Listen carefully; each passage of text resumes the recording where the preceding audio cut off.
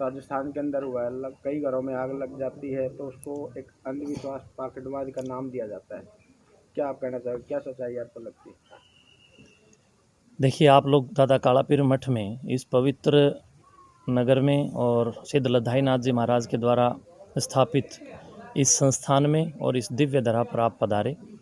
सभी YouTube channel के जितने भी यहाँ पर प्रतिनिधि या उस यूट्यूब चैनल को चलाने वाले जितनी भी आपकी टीम में जो कार्य कर रहे हैं, आप सभी पधारे, सबका हृदय से आभार और अभिनंदन। आपने बहुत अच्छा प्रश्न मुझसे किया है। ये प्रत्येक साधु से आपको करना चाहिए, केवल मेरे से ही नहीं, क्योंकि जिस संस्कार की आपने बात की है वो मेरी अकेले की जिम्मेदारी नहीं है, बल्कि प्रत्येक साधु की, सन्यासी की, शिक्षक की और सैनिक की एक साथ एक जिम्मेदारी बनती है कि वो अपने समाज को, अपनी जनता को, अपने परिवार को, अपने घरों को और अपने मित्र प्यारों को, अड़ोसी पड़ोसियों को, गांव गुहांड को और अपनी संस्कृति और सभ्यता को एक सूत्र में पिरोने के लिए समसामयिक मामलों में से जो घटनाएं घटित हो रही हैं उन पर चौमुखी ध्यान करके पूर्णतया वो प्रयास करें कि हम अपने समाज को संरक्षित करें, हम अपने समाज को बचाएं। आज देश के अंदर मैं देख रहा हूं कि जिस पाखंड और अंधविश्वास की आप लोग बात कर रहे हैं वो केवल और केवल ये वीडियो बनाने से या फ़ोन पर बोलने मात्र से या किसी यूट्यूब चैनल से बोलने मात्र से ये बात नहीं बनने वाली है, क्योंकि ये एक ऐसी समस्या है जो कि बुनियादी समस्या बन गई है। अंधविश्वास, अंधविश्वास का अर्थ मैं ये मानता हूँ कि जहाँ विश्वास की हत्या हो, जहाँ वेद मंत्रों का गला घोंटा जा रहा हो, या जहाँ सांस्कृतिक रूप से या आध्यात्मिक रूप से या धार्मिक रूप से या सामाजिक रूप से व्यक्तियों को, जनमानस को गुलाम बनाने के लिए एक बड़ा तबका कार्य कर रहा है, जो अपने आप को तांत्रिक मानता है, जो अपने आप को सेवड़ा और सियाणा मानता है, जो अपने आप को बाबा मानता है या अपने आप को मौलाना मानता है या अपने आप को समाज का ठेकेदार मानता है, और वो अपने इस ठेकेदारी की आड़ में लोगों को धर्म के नाम पर डराने का काम कर रहा है। तो प्रिय बंधुओं एवं दर्शकों, जो भी मुझे अभी अपने चलभाष यंत्र की स्क्रीन पर देख पा रहे हैं, सुन पा रहे हैं, मैं आप सभी से करबद्धता के साथ अपीलबद्ध हूँ,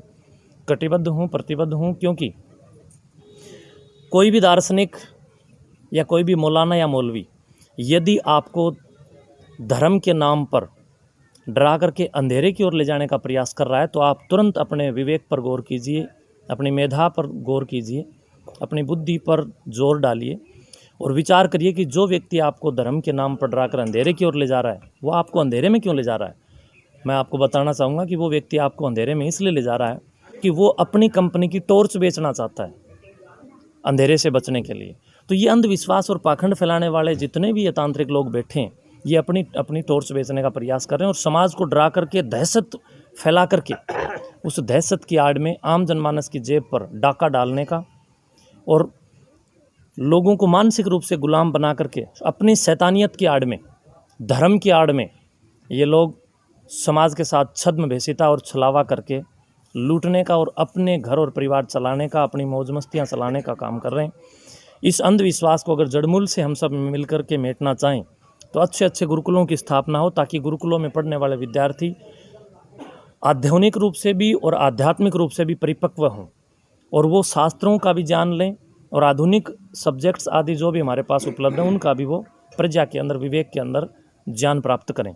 बहुत से भगत हैं, बहुत से तांत्रिक है जो नौकरी लगवाना, बच्चे होना, अच्छे नंबर दिलवाना तक भी चैलेंज देते हैं। देखिए, पीछे एक कथावाचक की एक वीडियो वायरल हुई थी, जिसमें एक कथावाचक ये दावा कर रहा था कि भी कोई भी बच्चा अगर पास होना चाहता है तो वो शिव जी महाराज की शिवलिंग पर एक बेल पत्र चढ़ाए और उसी से ही वो पास हो जाएगा। उसी बताने वाले तांत्रिक और कथावाचक का ही बेटा 8वीं में फेल हो गया। तो अब ये बताइए, अगर अकेला वो काम करने से, प्रदीप मिश्रा का नाम आपने बखूबी सुना होगा, उसको आप यूट्यूब के ऊपर सर्च भी कर सकते हैं कि उसका बेटा कौन सी कक्षा में फेल हुआ। वो कहता है कि पास होना है तो पढ़ने की इतनी खास ज़रूरत नहीं है, बेशक मत भी पढ़ो, पर शिव जी पर एक बेलपत्र मुद्दा चढ़ा दो। अब चाहे सीधा चढ़ाओ चाहे मुद्दा चढ़ाओ, पढ़ना तो पड़ेगा। अब छत से कूदोगे तो शिव जी टांग ही तोड़ेंगे। तो कहने का तात्पर्य ये है कि हम लोग केवल और केवल अपने लोगों के प्रभाव में आकर के और भाव में आकर के, स्वभाव में आकर के और किसी से तुरंत प्रभावित होकर के जब कोई फैसला लेते हैं, तो मैं समझता हूँ कि हम हारते हैं। जिस प्रकार प्रदीप मिश्रा का खुद लड़का हार गया, वो फेल हो गया और ये देश फिर भी उनको फॉलो कर रहा है। मैं समझता हूँ गुरुकुल ही इसका एकमात्र साधन है। दूसरा साधन है इन आपका जो वातावरण है उसके अंदर अवेयरनेस, जागरूकता।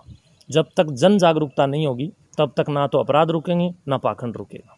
गुरु जी, जो इतना पाखंड फैल रहा है, इतनी चोटी पे पहुंच गया, इसका क्या कारण मानते हैं? यहाँ पे अज्ञानता या शिक्षा, क्या मुख्य कारण मानते हैं? देखिए, मैं इसका मुख्य कारण मानता हूँ कि गांव में जिन लोगों के ऊपर जिम्मेदारी रही है उन लोगों ने अपनी जिम्मेदारियों को भूल करके ताश खेलना शुरू कर दिया, मांस खाना शुरू कर दिया।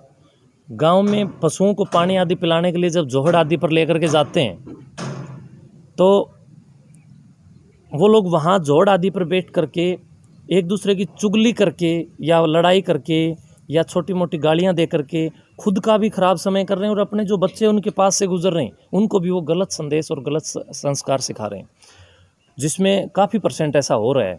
मेरे पास बहुत सारे लोग आके बता रहे हैं, छोटे छोटे बच्चे मेरे पास शाम को आते हैं पढ़ने के लिए। मैं उनसे पूछता हूँ, एक बच्चा गाली दे रहा है तो मैं उनसे पूछ रहा हूँ कि गाली देना कहाँ सीख रहा हो? तो उसने बताया कि जोड़ पर मैं गया था, वहाँ दादाजी भैंस लेकर के गए हुए थे और उन्होंने वो किसी को गाली दे रहे थे, मैंने उनसे सीख ली। तो हमारे बच्चे जो बिगड़ रहे हैं वो पाकिस्तान और चाइना से बिगड़ करके नहीं आ रहे हैं, बल्कि वो हमारे ही एनवायरनमेंट से, हमारे ही वातावरण से, हमारे ही चारों ओर से घटने वाले घटकों से सीख रहे हैं। और उन बच्चों के बिगाड़ में भी हमारी जिम्मेदारी हमारे समाज की नहीं बल्कि प्रबुद्ध समाज की जिम्मेदारी है। अब प्रबुद्ध समाज तो बैठ गया ताश लेकर के, तो बताइए जब प्रबुद्ध जिस समाज का प्रबुद्ध समाज ताश खेलेगा तो उस समाज का तो सत्यानाश ही होगा। तो इसके लिए अच्छे साधु संत जो अपने समाज को जागरूक करना बंद कर चुके वो भी दोषी हैं। जो पुलिस वाले, जो शिक्षा देने वाले शिक्षक अपनी नौकरी तक सीमित बैठे हैं वो भी इसके अंदर दोषी हैं। जो फौजी रिटायर होकर के केवल अपने घर में बैठते हैं, पहले जब फौजी छुट्टी आते थे तो अड़ोसी पड़ोसियों के बच्चे भी इधर उधर भाग जाते थे, बोले अंकल जी छुट्टी आए हुए हैं, गली गांव की गली में सफाई करवाएंगे। क्यों? फौजी आता था, चलो झाड़ू उठाओ, सारे गांव की नाली साफ करेंगे, सफाई करेंगे। आजकल इस समाज के अंदर जो संकीर्ण मानसिकता फैली उसके कारण हम एक दूसरे के बच्चों को रोकते नहीं, टोकते नहीं, दूसरे को दूसरा समझते हैं जबकि दूसरे को अपना समझें। हम पड़ोसी के बच्चों को ये समझें अपने को क्या ठेका है, ऐसा नहीं है। और वो कहीं ना कहीं माहौल ही ऐसा बन चुका है। तो इन गंदे माहौल के अधीन होकर के हमने अपनी जिम्मेदारियों को भूल दिया। रोकने और टोकने वालों की समाज में जब से कमी आई है तब से नैतिक पतन समाज का हुआ है। तो समाज का नैतिक पतन होगा तो ये बेवड़े, ये तांत्रिक, ये मौलाना, ये पाखंडी, ये पुच्छा वाले, ये गांव-गांव में पनपेंगे और अंधविश्वास पनपेगा। रासायनिक पदार्थों का, रासायनिक अभिक्रियाओं का, रसायन शास्त्रों को जब हम पढ़ेंगे तो हमें जानकारी प्राप्त होगी। जब आप केमिस्ट्री पढ़ेंगे तो आपको केमिस्ट्री के अंदर, और अगर आप सिंपल साइंस भी पढ़ेंगे, मेडिकल साइंस भी पढ़ेंगे तो भी आपको कई प्रकार के पदार्थों के अभियान से संबंधित जानकारियाँ प्राप्त होंगी। जैसे आपने साइंस की बात की, कई जगह सुनने में आया, पहले आपने भी सुना होगा, मैं ये नहीं कह रहा कि मैं ही सच्चाई, कि कहीं जहाँ पर विज्ञान हार जाती है वहाँ पर ये चीज़ें काम भी आती है। मैं नहीं मानता कि विज्ञान कहीं हारती है, विज्ञान कहीं नहीं हारती है, क्योंकि वेद, उपनिषद, दर्शन, हम जिस सनातन संस्कृति और सनातन पथ के संवाहक, संदेशवाहक हैं, उस संस्कृति के जो शास्त्र हैं वो वेद और विज्ञान जब हम पढ़ के देखेंगे तो कोई अलग नहीं है, बल्कि सारी की सारी विज्ञान हमारे शास्त्रों में है। विमान शास्त्र से लेकर के, अर्थशास्त्र से लेकर के, राजशास्त्र से लेकर राजनीति शास्त्र जिसको बोल रहे हो, वो समस्त शास्त्रों का अभियान हमारे शास्त्रों में। तो हम इस बात को भलीभांति कह सकते हैं कि विज्ञान से आगे कुछ नहीं। आपका पूरा का पूरा जो शरीर है वो विज्ञान पर खड़ा है। पूरे यंत्र यांत्रिक, आपके ये माइक हैं, आपका मोबाइल है, आपका लैपटॉप है, कंप्यूटर है, या इस धरती पर जो कुछ घट रहा है, एक 4 वेदों में एक वेद का नाम है अथर्ववेद। तो थर्व और अथर्व यानी कंपन और अकंपन। विद्युत किस प्रकार से चमकती है, आकाश के अंदर तो विद्युत चमकती है, बिजली चमकती है ना, तो उस विद्युत से लेकर के धरती के धरातल के नीचे क्या है, वहाँ से लेकर के पूरे खगोल और भूगोल की जानकारी साइंस में है। और साइंस अर्थात विज्ञान, और विज्ञान किसे कहते हैं? बड़ा प्रश्न ये आता है। तो इसकी परिभाषा है कि प्रकृति के क्रमबद्ध सुव्यवस्थित ज्ञान को विज्ञान कहते हैं। तो बताइए, जो विज्ञान प्रकृति के क्रमबद्ध चल रही है उस विज्ञान से बाहर क्या हो सकता है? कुछ भी नहीं हो सकता। कुछ तेज, कुछ चालाक और कुछ भूखे भेड़िए जो समाज के अंदर धन के लालच में बैठे हैं, उन लोगों के द्वारा फैलाए गए षड्यंत्र तो हो सकते हैं, पर विज्ञान के विरुद्ध कुछ भी नहीं।